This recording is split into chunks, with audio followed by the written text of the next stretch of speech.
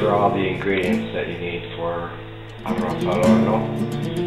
First we have the meat. So to begin cooking, I'm going to start off by browning the chorizo. Chorizo is it's kind of fatty, so I'm going to cook it and burn off a little bit of the fat before you put it into the dish. Next, we're going to brown the rib meat.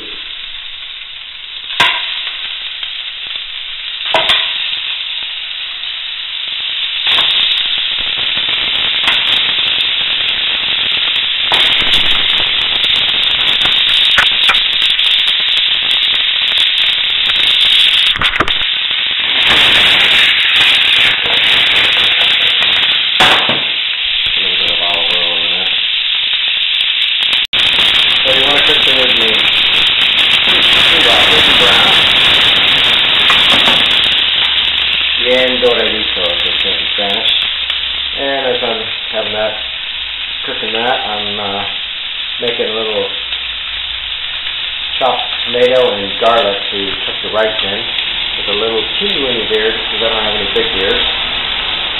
I've added the rib meat to the dish, and with that same pan, I will add a little bit more olive oil and the tomato and garlic mixture to make a sofrito, and then I'll add the rice to that.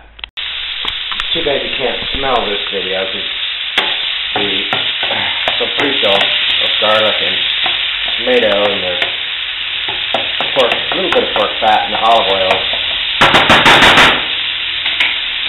Pretty good smell. Now I'll add the rice to this, just as you would in a what's that Italian dish for you? Risotto. Pardon me. I'm too Spanish now. Italian doesn't come.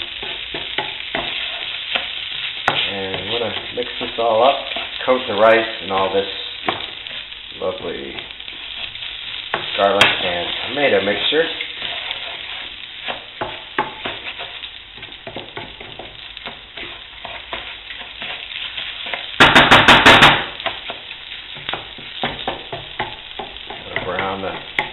Not brown it, but make sure it gets thoroughly coated.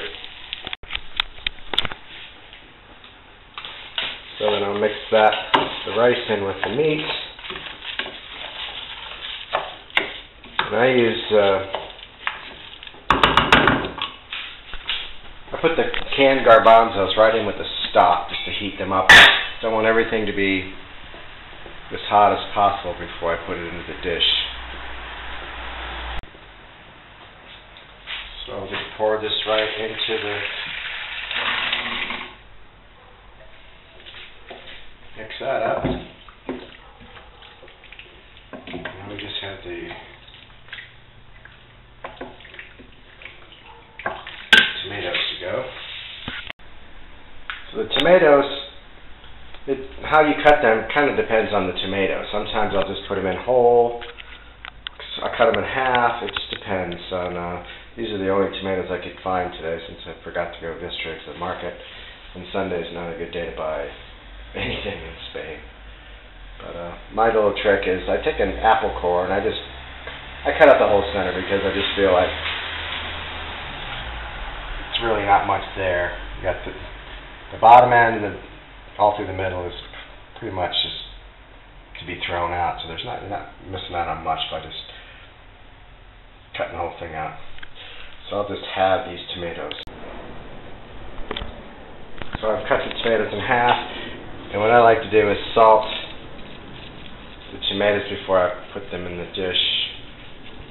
I really haven't added hardly any salt to this, just a little bit to the rib meat, because the stock generally is fairly salty, especially the stuff you buy at the store.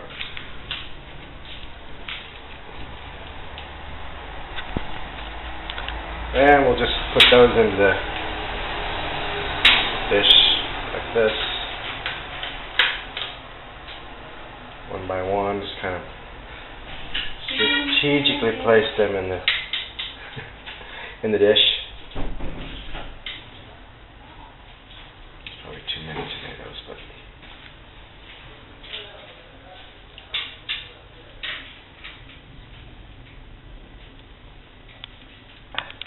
Vale. now for the potatoes, I pre-cook my potatoes. I just boil them.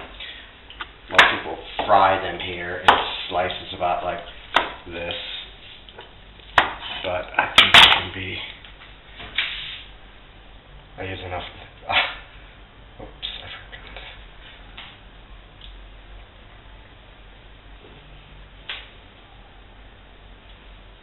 Okay. It kind of works as a heat shield to protect the other ingredients. I'll put in the blanquette. It's a lot of meat. This is kind of crazy amount of meat. Morcilla.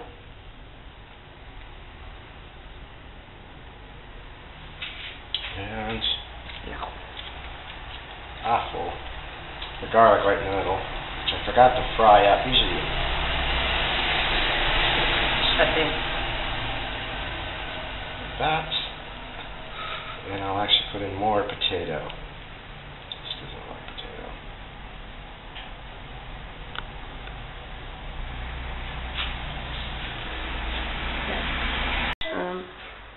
Yeah. This is what it looks like before you put it in the oven.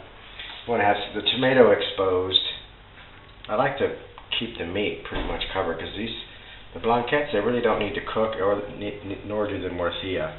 They're already, you can eat those raw actually. So the tomato should be exposed along with the potato, because those will. And put that in the oven about 190 degrees centigrade, which is 1,000,000 degrees American. One of my little tricks with Arroz al Horno, which I should patent, is I take it out of the oven when it's about halfway through, and I give the potatoes a little flip. So see how they're kind of browned on the top side? So I want them to be that way on both sides, so I flip them with my chef tongs. World's greatest invention right here, chef tongs, which no one uses in Spain. Some strange reason, and every kitchen in America, professional kitchen anyway, uses them. Give them all a flip. Then I'll salt the tops of these potatoes, and then I'll put it all back together. When the other side of the potatoes are browned, it still has a ways to cook, so I'll cover it, and that'll keep the potatoes from getting burnt. And I just take it out of the oven, and that is Arroz al Horno, which in Valencia is the second most iconic dish, first being paella, of course, but Arroz al Horno is not a close second. It could actually be my favorite of the Valencian staples.